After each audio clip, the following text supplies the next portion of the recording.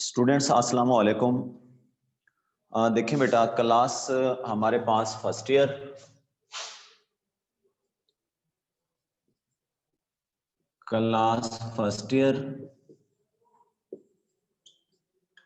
और जो चैप्टर चल रहा है वो चैप्टर है 5।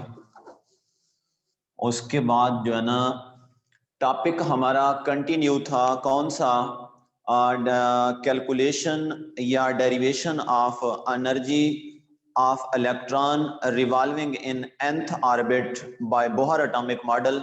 और तकरीबन हम जो है ना उसके लास्ट में पहुंच चुके थे और एट द एंड हमने जो है ना वैल्यूज निकाली थी कि हमारे पास energy of electron in nth orbit En is equal to, ये आपके पास थी क्या चीज बेटा, -13.315 डिवाइड कर दें आप किस चीज से, n स्क्वायर से।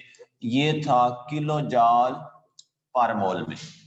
ठीक है बेटा, ये हमारे पास जो है ना एनर्जी की फाइनल इक्वेशन आई थी और थोड़ा सा ये पार्ट रहता है, इसको पहले डिस्कस कर लेते हैं, उसके बाद जो है ना फिर हमारे पास वेव नंबर जो है ना नेक्स्ट टॉपिक होगा। अब अगर E1 की वैल्यू और निकालनी हो तो आप E1 लिख दें और आपके पास आ जाएगा क्या चीज, -13.315 डिवाइड कर दें आप 1 स्क्वायर से, तो यही आंसर आ जाएगा -13.315 किलो जॉल पर मोल।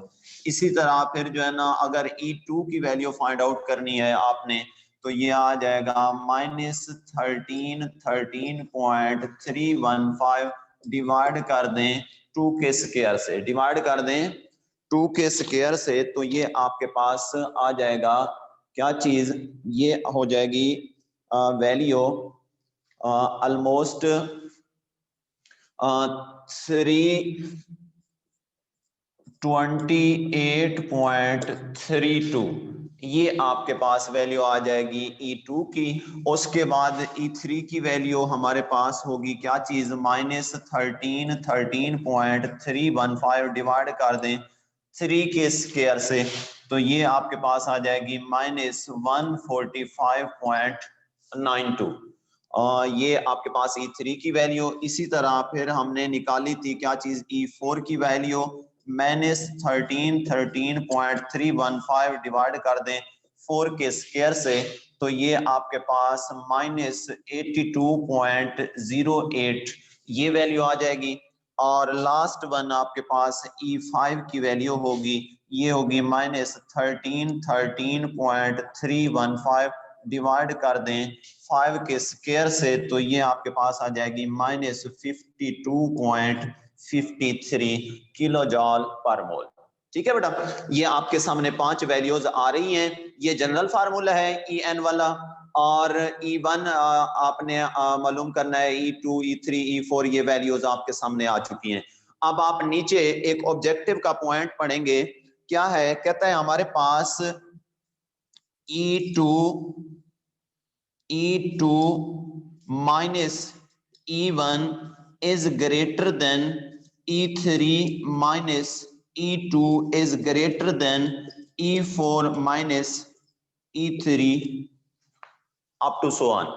तो देखिए बेटा, आप वैल्यूज निकाल सकते हैं कैसे, देखें E2 की वैल्यू कौन सी है आपके पास, ये वाली वैल्यू है -328.32, आगे माइनस का साइन लगा के फिर E1 की वैल्यू आपके सामने ये खड़ी है, तो दोनों का जो आपके पास डिफरेंस आएगा वो 9984.99, ये प्लस में वैल्यू होगी। और उसके बाद जो नेक्स्ट आपके पास वैल्यू आ जाएगी, देखें ये आपके पास 984.99, ये इन दो का डिफरेंस आ गया। और नेक्स्ट आपके पास 182.40, ये इन दो का डिफरेंस आएगा E3 माइनस E2 का। और आगे जो है ना ये आपके पास 63.82। तो आप देख सकते हैं, देखें ये वैल्यू बड़ी वैल्यू है 984.99, और ये आपके पास 182.40 और ये 63.82। वैल्यू ऐसा क्या होती जा रही है, कम होती जा रही है। अच्छा बेटा याद रखना है, देखें ये आपको मैं डायग्राम भी क्लियर करा देता हूं। दरमियान में देखें ये न्यूक्लियस होगा, ये आपके पास पहला शेल, ये दूसरा शेल, ये आपके पास तीसरा शेल, ये चौथा शेल, और ये आपके पास पांचवा शेल। अब जो इलेक्ट्रॉन है वो इन्फिनिटी पे मौजूद है। ये डॉटेड लाइन जो है ये बेटा आपके पास किस चीज को रिप्रेजेंट कर रही है, ये इन्फिनिटी को रिप्रेजेंट कर रही है। जो डॉटेड लाइन है वो इन्फिनिटी को रिप्रेजेंट कर रही है। ये देखें अब इन्फिनिटी पे इलेक्ट्रॉन मौजूद है, और वो कहां पर जाता है बेटा, यूं समझ लें जब इलेक्ट्रॉन इन्फिनिटी पे होगा तो उसकी जो पोटेंशियल एनर्जी होगी, potential energy EP will be equal to 0। क्या कहा बेटा, देखें जब इलेक्ट्रॉन इन्फिनिटी पे मौजूद होगा तो उसका जो आपके पास पोटेंशियल एनर्जी होगी वो क्या होगी, 0 होगी।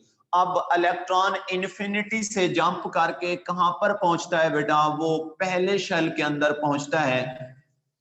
n इज इक्वल टू 1 होगा पहला शेल जब हम बात करेंगे। तो उस सूरत में इलेक्ट्रॉन कितना एनर्जी इमिट करेगा, वैल्यू आपके सामने होगी, देखिए -13.315 इतना एनर्जी क्या करेगा, इमिट करेगा। और ये एनर्जी आपके पास क्या होगी, E1 होगी। क्या होगी, E1।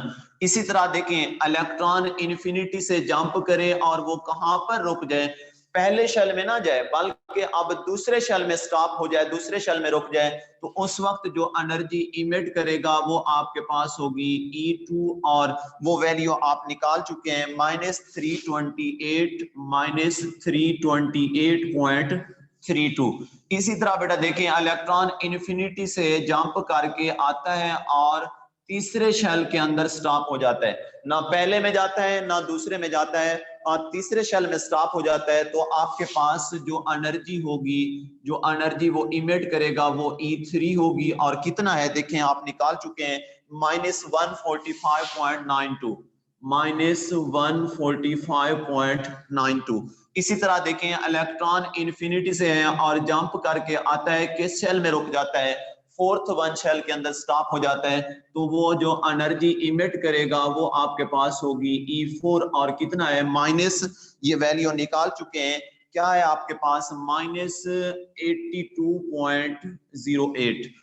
और इसी तरह जब इलेक्ट्रॉन इन्फिनिटी से जंप करके पांचवें शेल के अंदर स्टॉप हो जाएगा तो उस वक्त वो थोड़ी एनर्जी क्या करेगा, इमिट करेगा। और जो एनर्जी इमिट करेगा वो आपके पास होगी ये 5 होगी, कितना है -52.53, ये वाली वैल्यू है आपके पास। ठीक है बेटा, देखें जब इन्फिनिटी पे इलेक्ट्रॉन मौजूद है तो उसकी जो पोटेंशियल एनर्जी है वो आपके पास क्या है बेटा, 0 है। लेकिन इन्फिनिटी से जब नीचे आएगा, किसी भी शेल के अंदर आएगा, तो उसकी एनर्जी क्या होगी, कम होती जाएगी।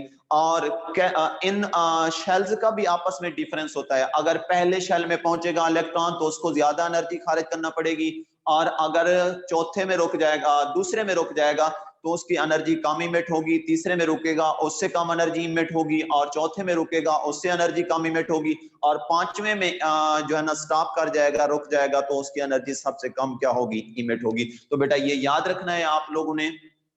अब देखें यहां पर आपको दिखा रहा होगा कि जब हम बॉटम टू टॉप ऐसे शो करें तो energy is decreasing, energy of electron, sorry ये इंक्रीज हो रही है, energy of electron is increasing. ठीक है बेटा, देखें जो टॉप पे वैल्यू है वो है E5। अब इन्फिनिटी से जब E5 में इलेक्ट्रॉन रुका है तो उसने कम एनर्जी इमिट किया है, तो ये वाली वैल्यू बड़ी वैल्यू है बेटा।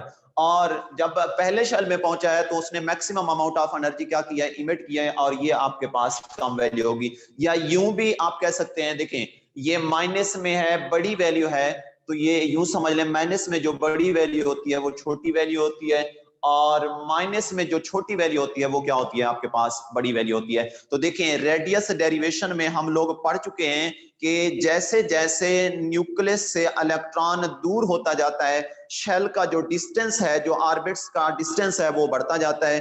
और जब क्या करते हैं हम एनर्जी का केस देखते हैं, तो याद रखना है बेटा, जो एनर्जी डिफरेंस है वो ऐसा ऐसा क्या हो जाता है, फिर डिक्रीज हो जाता है। रेडियस बढ़ता है, शेल्स के दरमियान जो डिस्टेंस है वो बढ़ता है, और जब एनर्जी की हम बात करते हैं तो एनर्जी डिफरेंस जो होता है वो जैसे जैसे शेल दूर होते जाएंगे, एनर्जी डिफरेंस क्या होता जाएगा, शार्पली डिक्रीज होता जाएगा। तो आपके सामने है ये शार्पली क्या हो रहा है, डिक्रीज हो रहा है। तो बेटा ये आपके पास जो है ना energy derivation of electron in nth orbit क्या हो गया, ये वाला सवाल कंप्लीट हो गया। ये लॉन्ग क्वेश्चन है आपके पास। अब हम जो है ना नेक्स्ट जो बात करने वाले हैं वो हमारे पास टॉपिक है calculation of wave number, calculation of wave number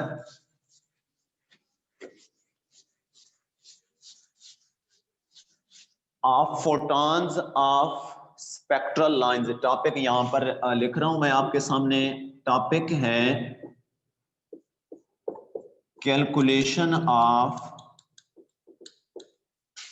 wave number, wave number of photons of various spectral series, spectral series by Bohr atomic model, Bohr atomic model.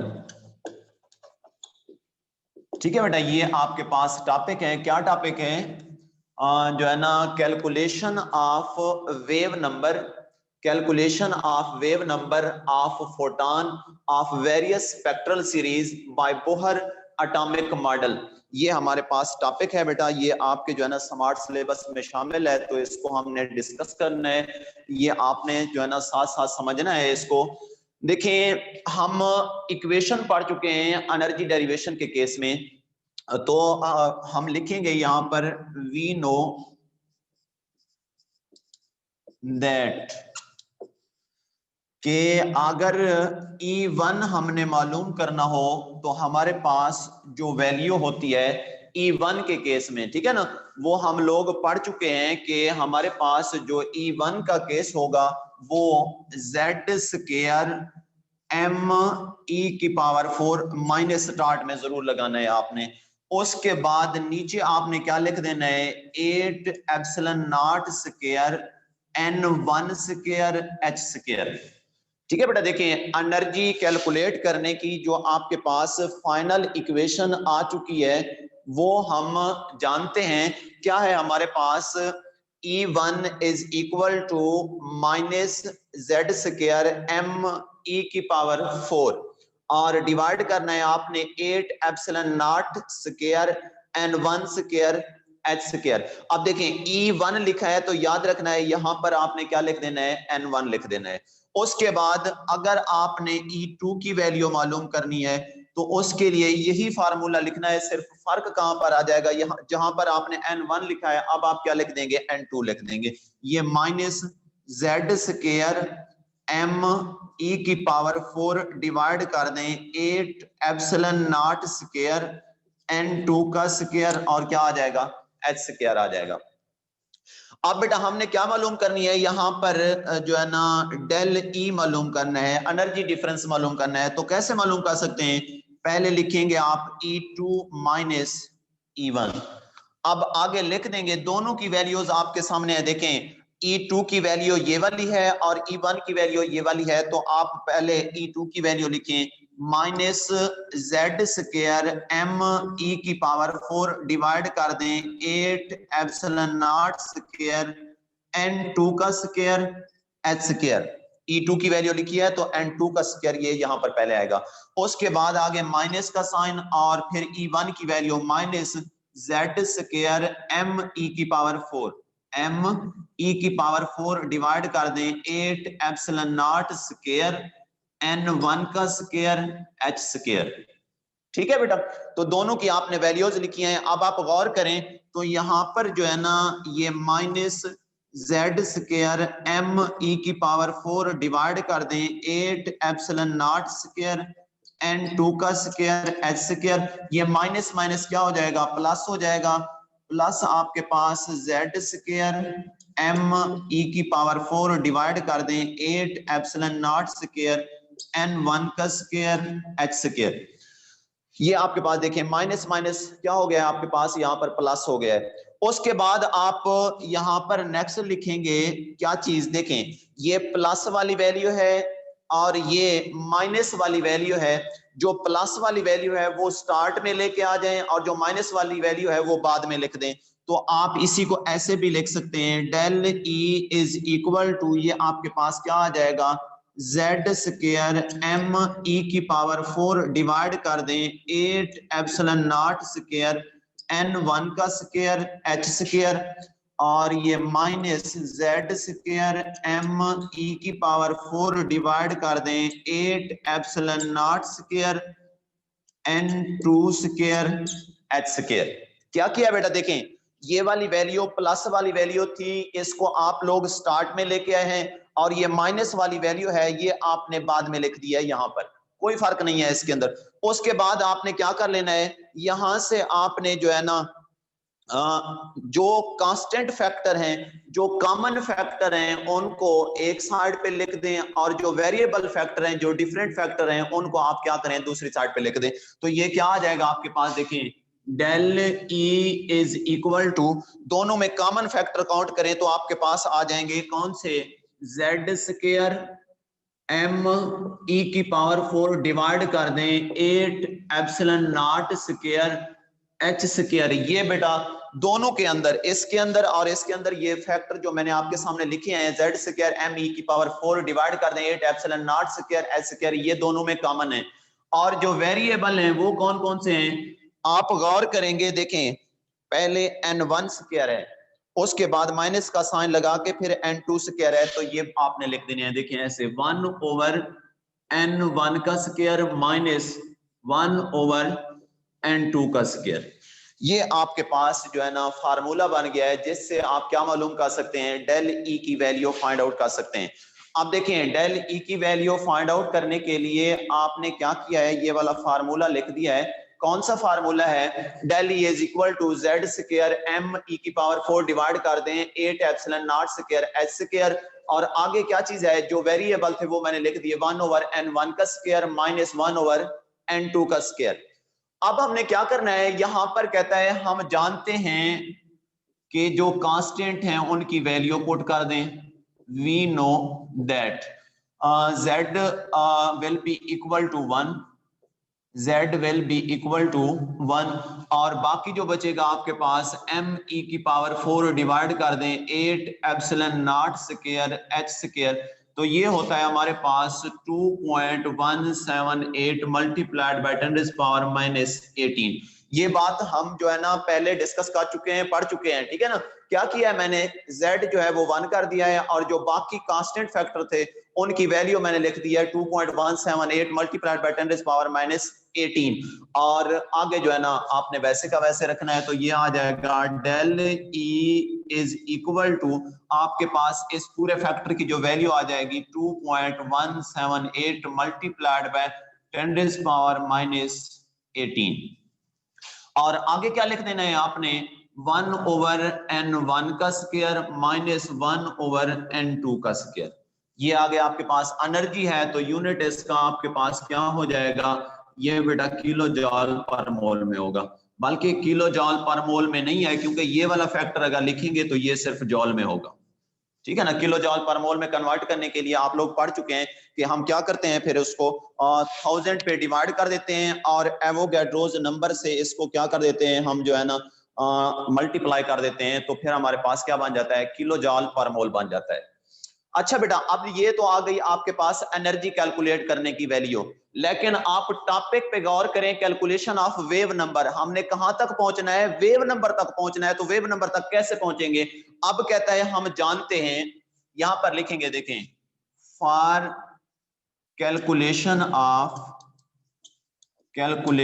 Of frequency, energy के बाद आप पहुंचेंगे कहां पर, frequency पर। तो आप लिखेंगे we know that del E will be equal to H nu. ठीक है ना, डेल ई जो होता है वो किस चीज के इक्वल होता है, एच न्यू के इक्वल होता है।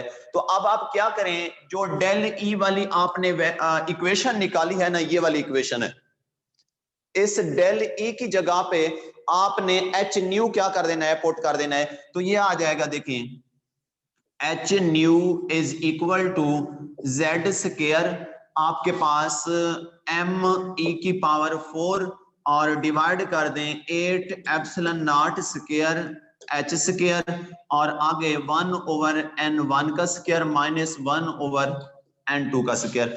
और अगर z क्या हो जाए, 1 के इक्वल हो जाए, z इज इक्वल टू 1, तो आपके पास बाकी क्या आ जाएगा, H nu is equal to आपके पास एम ई की पावर 4 डिवाइड कर दें 8 epsilon naught square h square, और आगे n1 का स्क्वायर माइनस 1 ओवर n2 का स्क्वायर। अच्छा बेटा देखें, आपने फ्रीक्वेंसी कैलकुलेट करनी है, तो यहां पर एच न्यू ये फ्रीक्वेंसी होती है आपके पास, न्यू जो है फ्रीक्वेंसी है, और एच क्या है आपके पास, प्लांक्स कांस्टेंट है। तो आपको फ्रीक्वेंसी चाहिए, तो इसके साथ एच खड़ा है, इस एच को आपने रिप्लेस करना है। कैसे रिप्लेस करेंगे आप लोग, यहां से एच इधर क्या कर दें, डिवाइड कर दें। तो देखिए नेक्स्ट आ जाएगा आपके पास, nu is equal to M E की पावर 4 डिवाइड कर दें 8 epsilon naught square h square multiply कर दें एच से। ठीक है, देखें ये एच इधर खड़ा है, आप इधर लिखेंगे तो क्या हो जाएगा, ये डिवाइड हो जाएगा, और इधर से ये क्या हो जाएगा, कैंसिल हो जाएगा। बाकी आपके पास 1 ओवर एन 1 का स्क्वायर 1 ओवर एन 1 का स्क्वायर माइनस 1 ओवर एन 2 का स्क्वायर। और फ्रीक्वेंसी है, फ्रीक्वेंसी का यूनिट क्या होता है आपके पास, ये हर्ट्ज होता है या साइकिल पर सेकंड होता है। तो आप क्या कर दें, यहां पर ये हर्ट्ज लिख दें, एच जेड। ये आ गई आपके पास फ्रीक्वेंसी, क्या आ गई, फ्रीक्वेंसी आ गई। लेकिन आपने कहां पर पहुंचना है, आपने वेव नंबर तक पहुंचना है। तो वेव नंबर कैलकुलेट करने के लिए आपको क्या करना पड़ेगा, वेव नंबर कैलकुलेट करने के लिए यहां पर लिखना पड़ेगा, फॉर कैलकुलेशन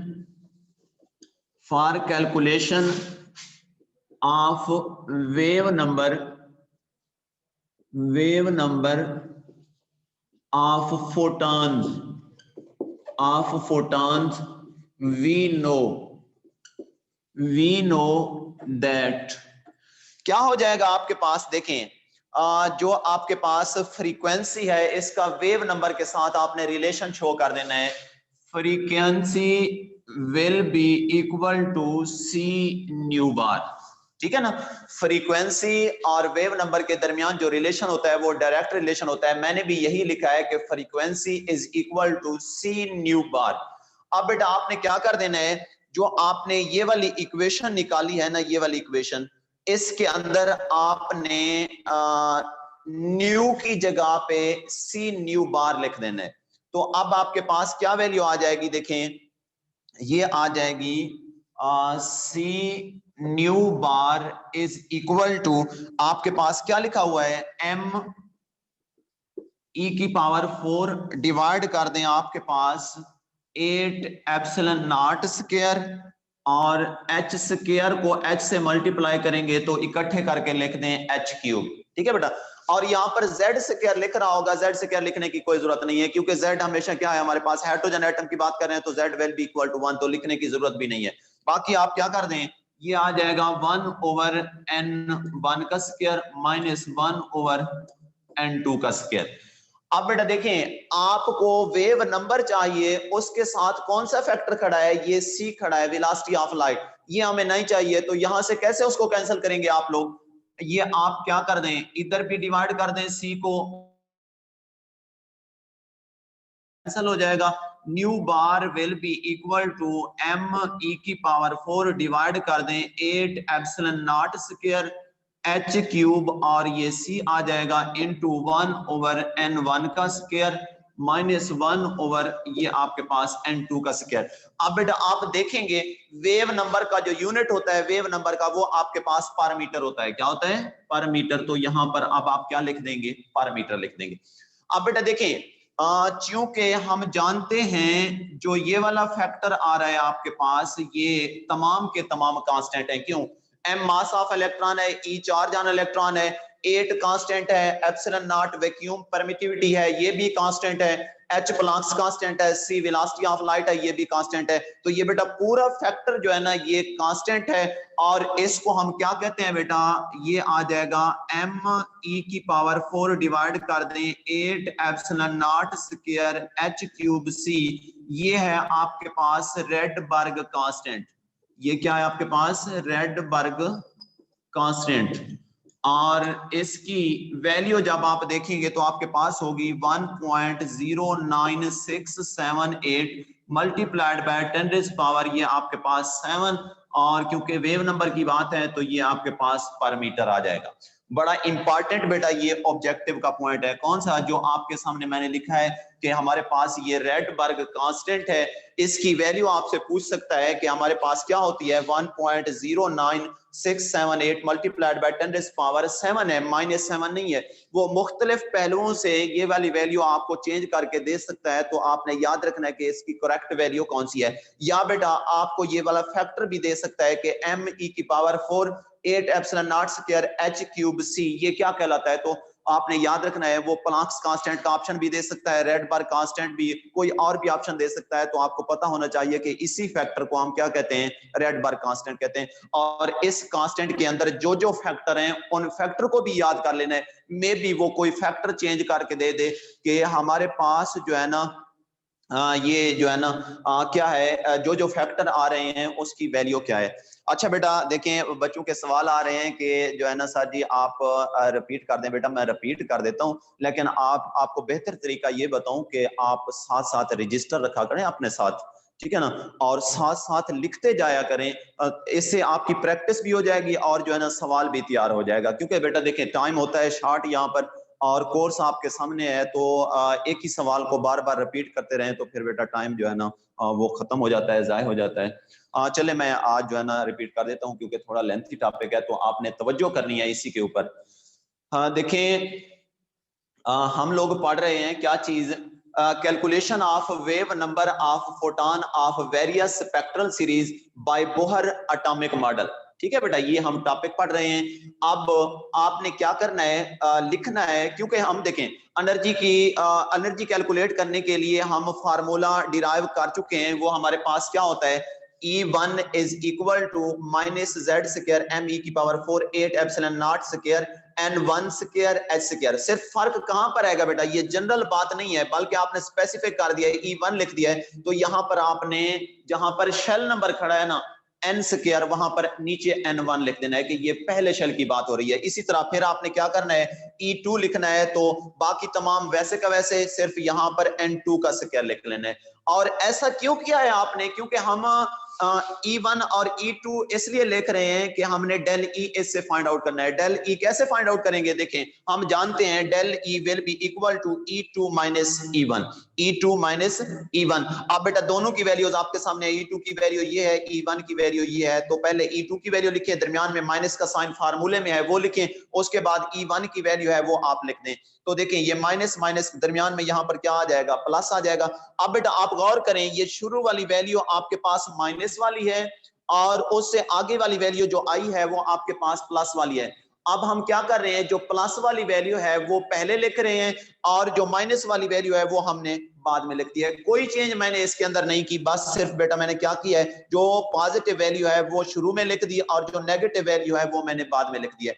अब बेटा देखें इन दोनों के दरमियान में नेगेटिव का साइन आ रहा है, आपने क्या करना है, इन दोनों वैल्यूज में देखना है जो फैक्टर कॉमन आ रहे हैं, जो फैक्टर कॉमन आ रहे हैं उनको आपने क्या कर देना है बेटा, कॉमन ले लेना है। देखें ये कॉमन है z स्क्वायर m e की power 4 8 epsilon naught square s square, दोनों में देखेंगे ये कॉमन है। आगे ब्रैकेट लगा के जो आपके पास n1 का स्क्वायर है 1 ओवर n1 स्क्वायर लिख देना है, माइनस का साइन देखें फार्मूले में मौजूद है, ये माइनस का साइन लिखना है, उसके बाद 1 ओवर n2 का स्क्वायर आ जाएगा। तो ये आपने फार्मूला बना लिया है डेल ई जिसके अंदर मौजूद है। अब हम जानते हैं कि हमारे पास ये वाला जो बेटा फैक्टर है ना, ये वाला, ये पूरे का पूरा कांस्टेंट है। क्यों? z की वैल्यू हम 1 पुट कर देते हैं, उसके बाद जो है ना m mass of electron, e charge on electron 8 constant है, एप्सिलॉन नॉट वैक्यूम परमिटिविटी ये भी कांस्टेंट है, और h भी क्या है, कांस्टेंट है। तो ये पूरे फैक्टर की जो वैल्यू है वो हम ऑलरेडी एनर्जी डेरिवेशन का आखिरी फार्मूला जो है ना वो हम मालूम कर चुके हैं, 2.178 मल्टीप्लाइड बाय 10 पावर -18। तो बेटा डेल ई ये आपने इस पूरे फैक्टर की वैल्यू यहाँ पर पुट कर दिया है, आगे 1 over n1 square minus 1 over n2 square लिख दिया है।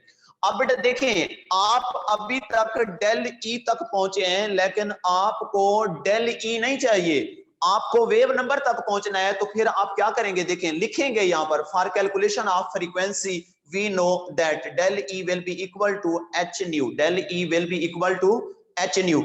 उसके बाद बेटा आपने क्या करना है, ये वाली जो आपके पास इक्वेशन थी डेल ई वाली, उसके अंदर डेल ई की जगह पे आपने क्या पुट कर दिया है, एच न्यू पुट कर दिया है। अब आपके पास आ जाएगा z स्क्वायर m e की power 4 8 epsilon naught square h square, आगे वैसे का वैसे 1 ओवर n1 का स्क्वायर माइनस 1 ओवर n2 का स्क्वायर। आपको बेटा फ्रीक्वेंसी कैलकुलेट करनी है, पहले यहां से क्या करनी है, फ्रीक्वेंसी ये वाला फैक्टर कैलकुलेट करना है। तो उसके साथ h खड़ा है, h को कैसे एलिमिनेट करेंगे आप लोग देखें, ये आप इधर भी डिवाइड कर दें, h को इधर भी आप क्या कर दें, डिवाइड कर दें, ये h s से क्या हो जाएगा, कैंसिल हो जाएगा। बाकी आपके पास फिर क्या बच जाएगा, ये सिर्फ अकेला फ्रीक्वेंसी बच जाएगी, और जो h होगा वो इधर डिवाइड हो गया है, h स्क्वायर पहले था, h और आ गया तो क्या बन जाएगा, h क्यूब बन जाएगा आपके पास।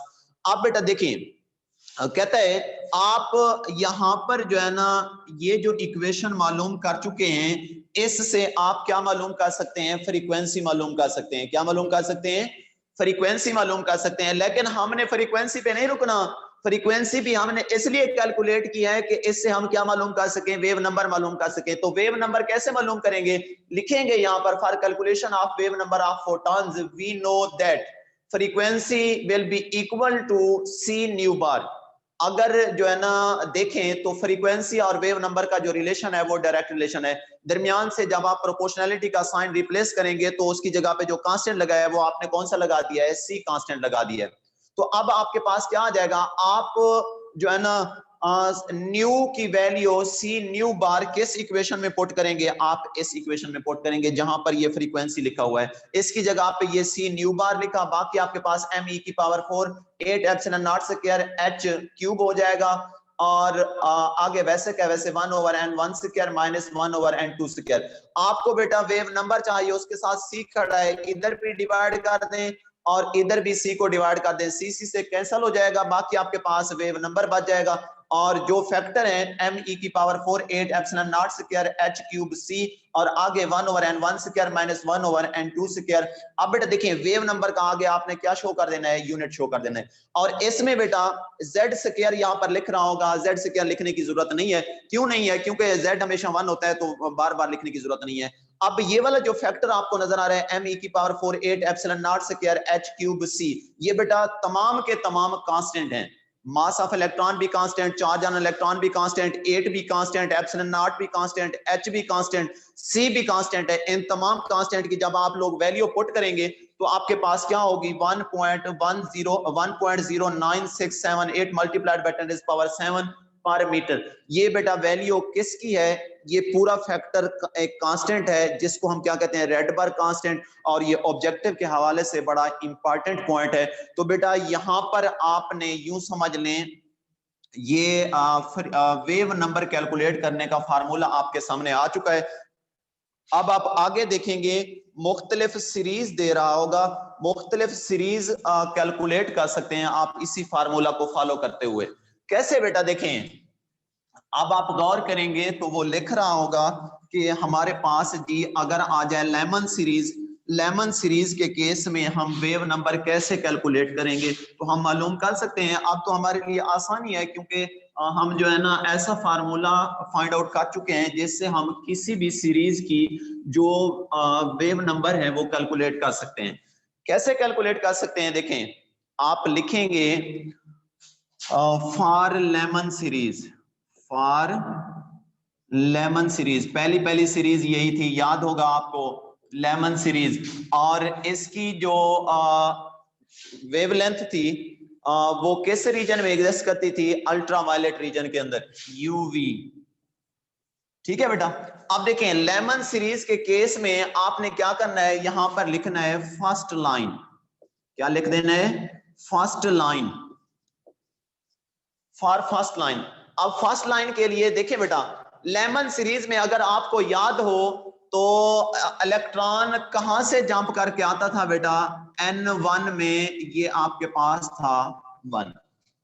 ठीक है बेटा, पहला इलेक्ट्रॉन कहां से कहां पर आता था, आता कहां से था, N2 लिख दें यहां पर 2, और आता कहां पर था, N1, आपके पास क्या होगा बेटा, 1 होगा। लेमन सीरीज के केस में बेटा याद रखना है पहला इलेक्ट्रॉन कहां से आता था, N2 से, और कहां पर आता था, N1 के अंदर।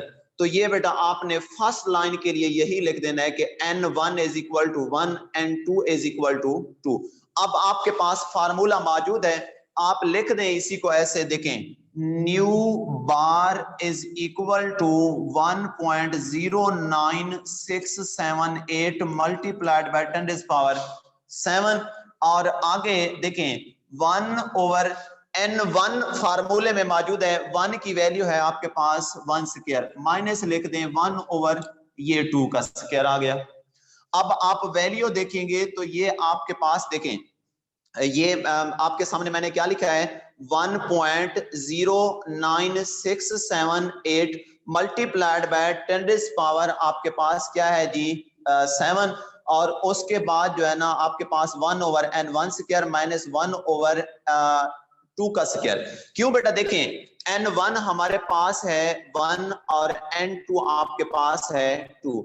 ये कहां से कैसे पता चला है कि हमने यहाँ पर n1 जो है ना 1 लिखना है और n2 हमने 2 लिखना है? बेटा लेमन सीरीज आप खोलेंगे, बुक के अंदर देखेंगे, इलेक्ट्रॉन पहला जो लेमन सीरीज का केस होगा दूसरे शेल से आ रहा होगा, कहां पर आ रहा होगा, पहले शेल के अंदर। तो अब बेटा आप वैल्यू देखेंगे, ये तकरीबन जो है ना 82 पॉइंट आपके पास 26 मल्टीप्लाइड बाय 10⁻⁷, ये आपके पास क्या होगा, 5 होगा। ये पर मीटर में, किस चीज में, पर मीटर के अंदर मौजूद होगा।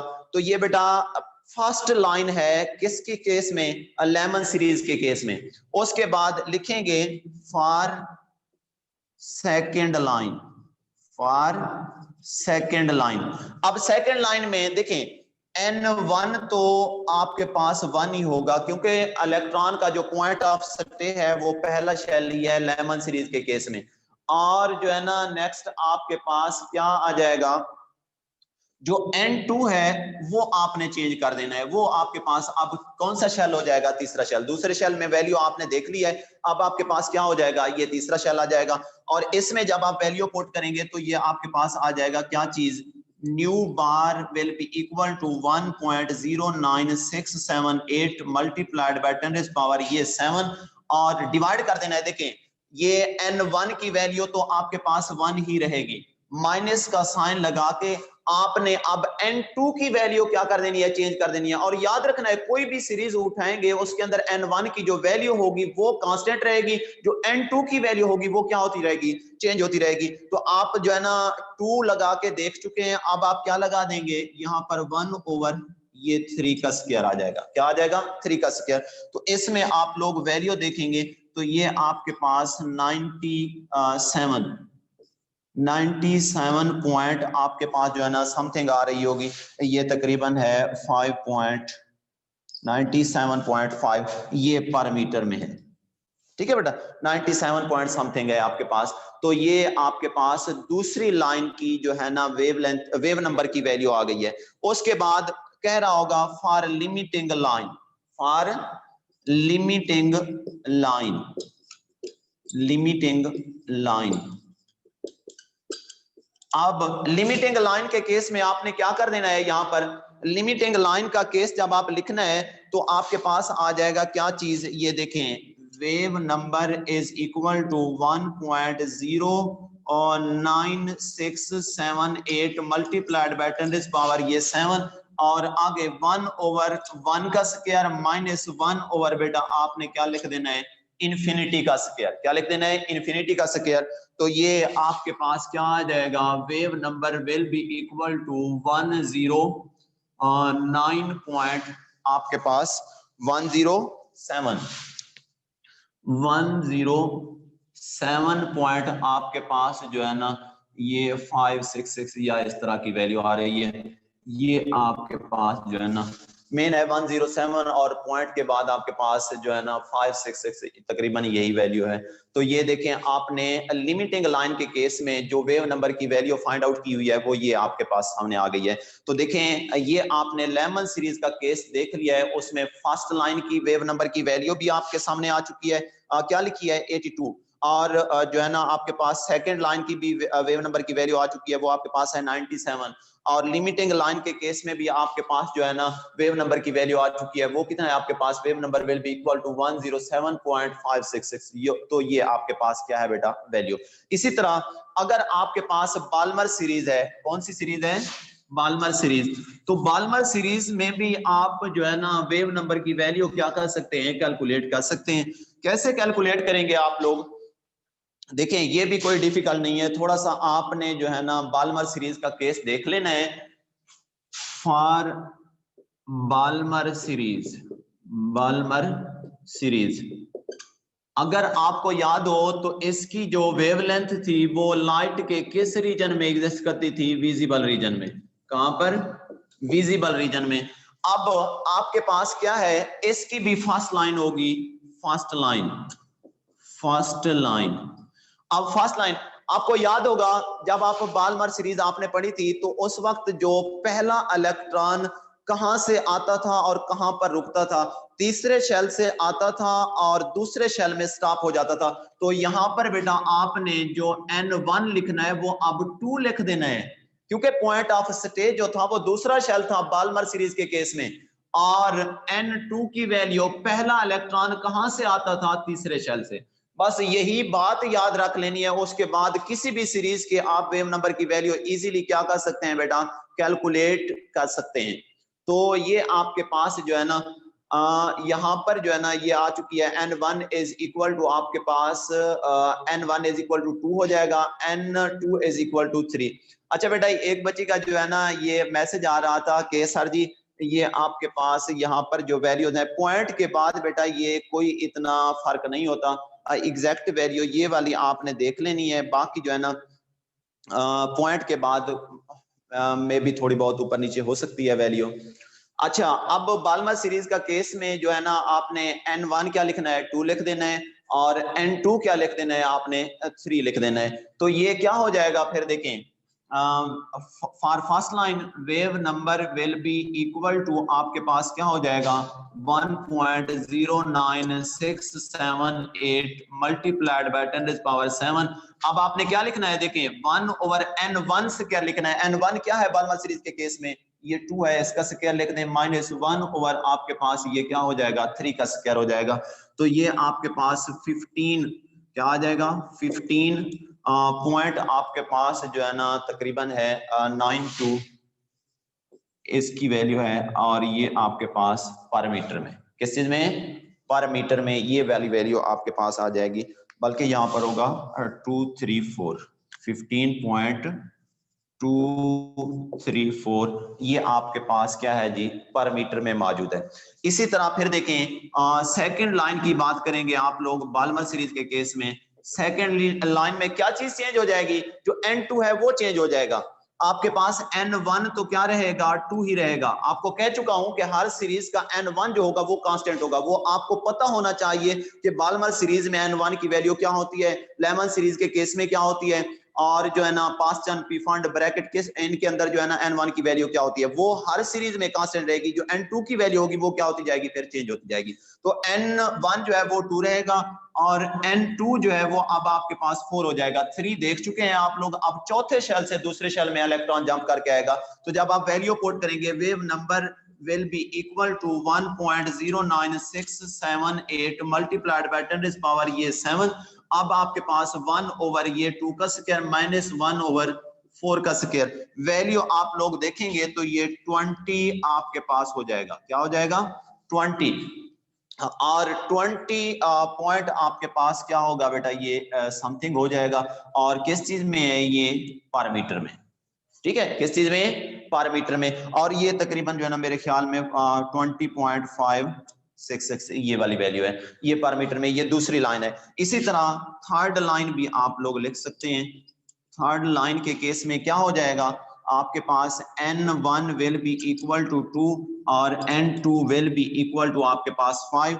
तो ये wave number will be equal to आपके पास 1.09678 मल्टीप्लाइड बाय 10 पावर 7 1 ओवर आपके पास जो n1 की वैल्यू है वो तो 2 का स्क्वायर है माइनस 1 ओवर ये आपने 5 का स्क्वायर लिख देना है। तो वैल्यू आप देखेंगे ये आपके पास आ जाएगी कितना, 23.00 पर मीटर। ये वेव नंबर है किसका बेटा, आपके पास जो है ना थर्ड लाइन का।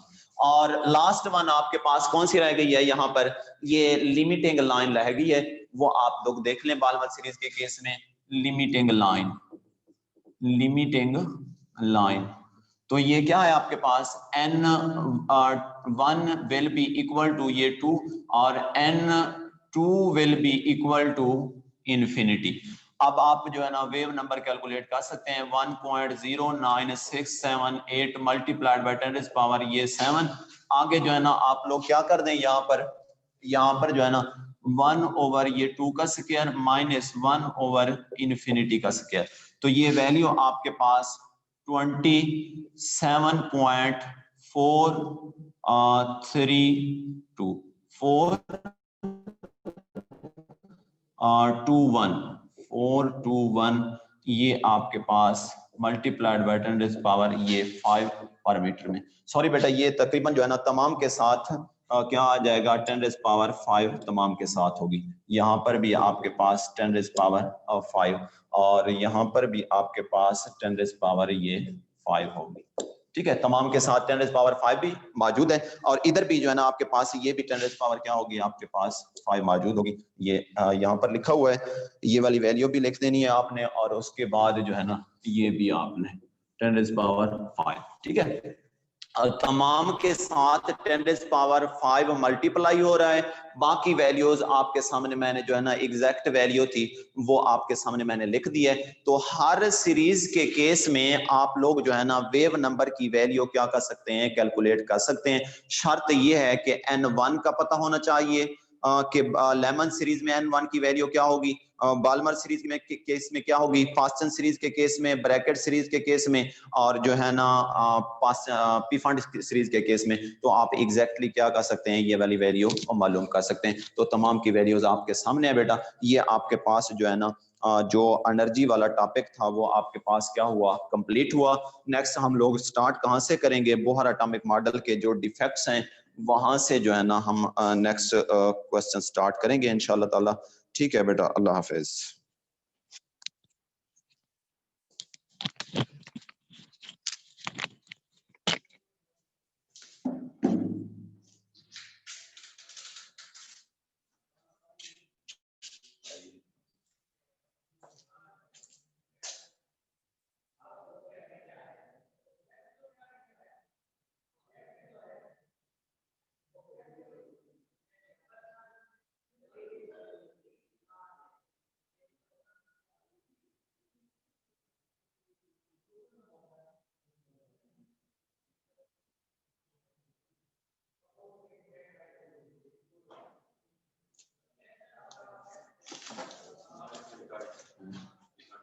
Yes.